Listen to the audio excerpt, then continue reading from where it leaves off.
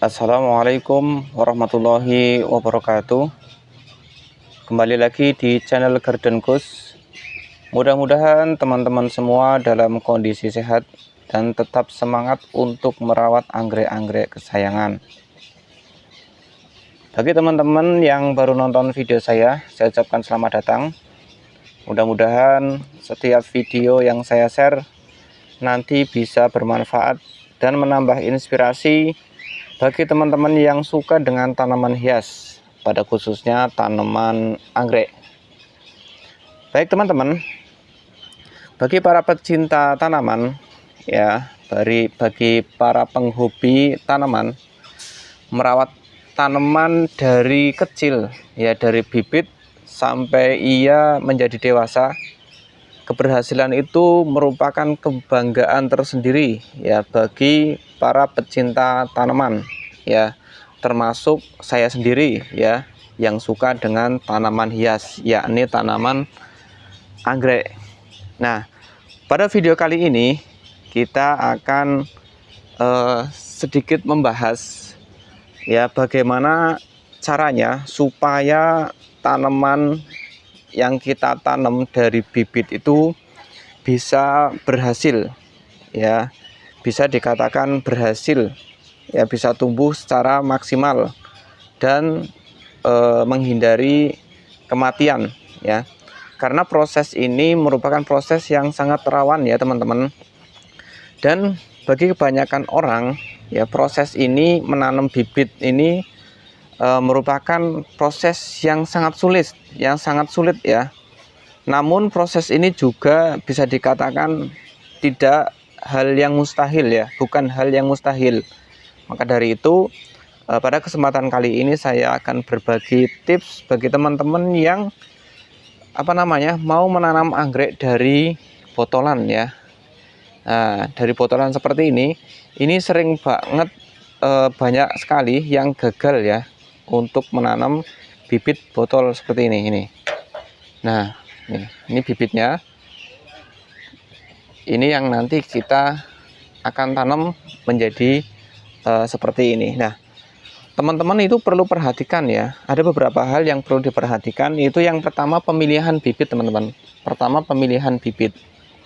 Nah, usahakan pemilihan bibit itu kondisinya itu sudah besar ya teman-teman. Ciri bibit botol yang sudah siap aklim diantaranya yakni bibit di dalam ini sudah sundul botol, dalam artian ia sudah menyentuh dinding botol bagian atas ya, seperti ini. Nah, ini sudah siap dibuka ya, sudah siap aklim.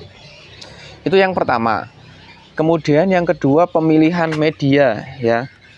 Berdasarkan pengalaman saya, media yang bagus itu menggunakan moss ya, bisa moss hitam atau moss putih. Nah, di kebun saya gunakan itu moss hitam. Ini moss hitam yang sudah saya sterilkan. Nah, ini anggrek yang saya tanam beberapa hari yang lalu. Ini baru sekitar 2 hari ya, jadi masih kecil-kecil. Kalau yang ini sudah kisaran 4 bulanan ya kurang lebih. Ini kondisinya seperti ini, subur-subur banget ya. Yang kedua itu berkaitan dengan media. Jadi teman-teman bisa menggunakan moss hitam atau moss putih. Kemudian yang ketiga adalah penyiraman teman-teman. Nah, faktor penyiraman ini sangat penting teman-teman. Kalau teman-teman itu nyiram, nah misalkan ini nih, ini bibit yang baru ditanam, ini jangan teman-teman siram menggunakan selang ya, nanti medianya akan terlalu basah yang menyebabkan bibitnya itu nanti rawan mati ya, rawan busuk. Jadi usahakan kalau teman-teman nanam itu baru nanam seperti ini, biarkan media itu agak kering. Nah, kalau sudah kering baru teman-teman siram. Nah, cara nyiramnya itu jangan pakai selang. Cara nyiramnya cukup dispray kabut saja sehingga permukaan ini menjadi basah, lembab ya, cukup lembab saja, jangan terlalu basah. Itu poin yang ketiga. Kemudian poin yang keempat itu, bibit ini masih rawan sekali terhadap lingkungan ya, masih rentan sekali terhadap lingkungan sekitar. Maka usahakan pada poin yang keempat yakni hindari panas matahari secara langsung. Nah, sehingga pada bagian atap saya itu menggunakan paranet. Nah, ini ada paranetnya. Ini yang keempat ya, poin yang keempat. Kemudian poin yang kelima itu berkaitan dengan paranet juga.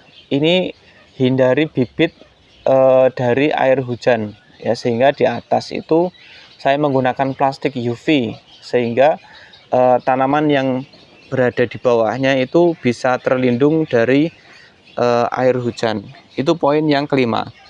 Kemudian poin yang keenam, yakni faktor pemupukan. Nih, anggrek itu makhluk hidup ya teman-teman. Jadi mau tidak mau dia itu memerlukan nutrisi, membutuhkan makan. Sehingga teman-teman wajib untuk memberikan nutrisi. Nah, kemudian kapan anggrek ini bisa mulai diberikan pupuk ya, setelah kita tanam, setelah kita semai seperti ini, teman-teman bisa mulai memberikan pupuk ya. Dan vitamin B1 itu sekitar 2 minggu setelah teman-teman tanam. Nah, itu wajib rutin.